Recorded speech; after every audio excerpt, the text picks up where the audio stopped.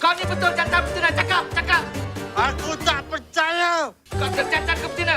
Jantan kot. Lelaki harapan dunia. Saya Azhan Nurani, saya memegang watak Cina di dalam Lelaki Harapan Dunia.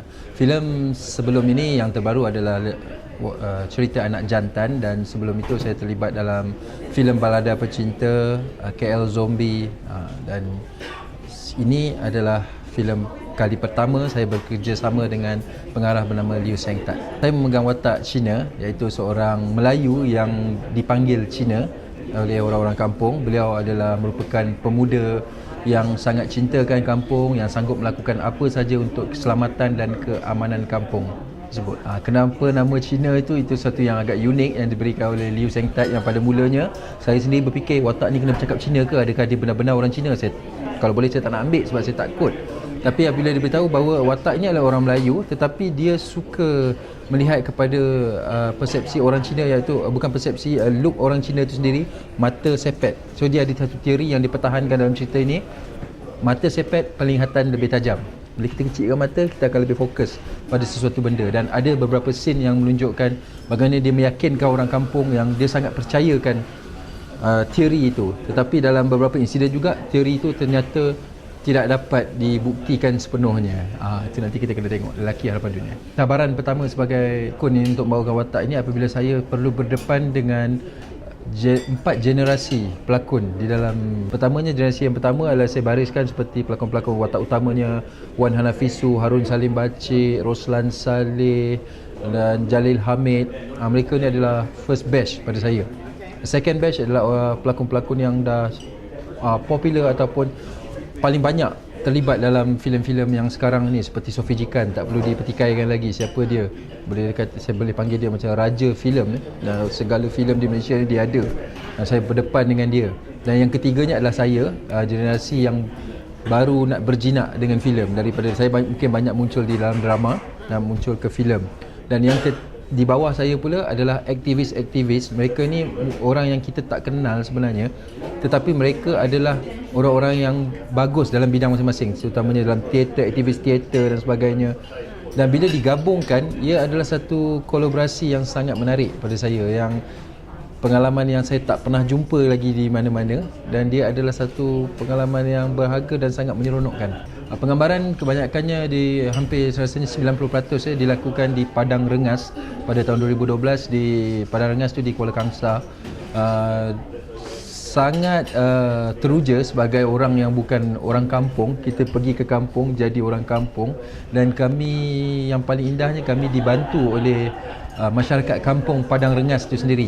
Mereka jadi ekstra untuk angkat rumah dan sebagainya. Dan sebenarnya kebanyakan pelakon mengakui kami belajar menjadi orang kampung daripada watak-watak ekstra itu sendiri. Kami jadi seperti sebuah keluarga hampir sebulan di sana.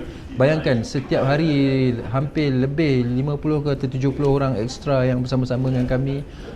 Kami berbual cara orang kampung, duduk macam orang kampung, pakai baju macam orang kampung. Dan dia adalah sehingga satu masa bila kita berlakon, kita lupa yang kita sedang berlakon. Kita rasa ini adalah sebenar-benarnya. Aktiviti angkat rumah dalam cerita ini sangat penting dan sangat indah untuk divisualkan di dalam sebuah filem. Ia adalah satu tradisi lama yang kita dah tinggalkan. Cabaran itu sudah tentunya apabila berlakon dengan pelakon yang berbagai-bagai level, dan kita harus menjadikan diri kita sebagus mereka. Tidak ada cara lain untuk menjadi tidak bagus dalam ini. Apabila anda sudah disediakan dengan produksi yang bagus, barisan pelakon yang bagus, anda tidak ada sebab untuk jadi tidak bagus bersama mereka. Terutamanya watak utamanya Pak Awang yang dibawakan oleh Wan Hanafisu. Beliau sangat committed dan dia memberikan inspirasi, memberikan satu contoh disiplin yang baik kepada semua pelakonnya. Dan produksi pula menyediakan satu treatment yang baik untuk pelakon yang sebagai saya sendiri tidak pernah merasai treat yang sebegini daripada sebuah produksi. Daripada peringkat sebelum kami ke lokasi, di studio kami telah ada beberapa latihan dan sebagainya. Di sana kami dilayan sangat, saya boleh katakan dalam pengalaman saya, A-class untuk kami. Kami perlu beri lakonan yang terbaik saja. Segala apa yang kami mahu, produksi seboleh mungkin akan menyediakan kepada kami. Jadi tidak ada sebab untuk berikan tidak baik. Dan cabaran yang itu yang saya pikul, dan saya rasa semua aktor dekat dalam Lelaki Harapan Dunia telah memberikan yang terbaik, sesuatu yang bagus untuk industri. Harapan saya lah ya untuk Lelaki Harapan Dunia ini memandangkan kesuraman filem sekarang ni, sangat suka terutama filem lokal, filem tempatan kita, untuk menarik orang ke pawagam. Keyakinan telah hilang apabila kita terlalu banyak disajikan dengan filem-filem yang tidak berkualiti dan sebagainya. Kita dapat rungutan-rungutan seperti ini. Dengan adanya Lelaki Harapan Dunia, saya harap ia akan mengubah persepsi itu dan mengembalikan keyakinan penonton-penonton, terutamanya pecinta-pecinta filem Melayu.